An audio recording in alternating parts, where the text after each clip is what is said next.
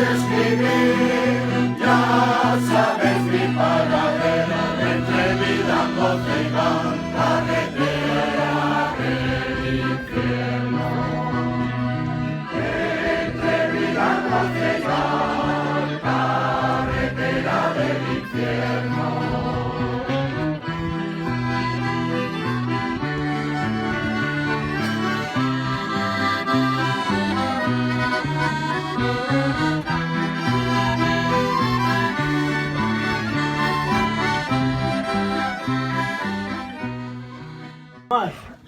Fui escribiente de la compañía primera del batallón que estuvimos en Vidango.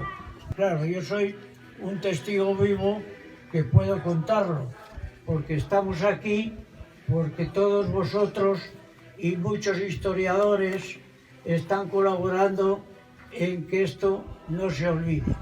Os emplazo a que el año que viene vengamos aquí o estemos en Vidango celebrando estos actos, que no hay ninguna duda, cada vez serán mejores. Nada más.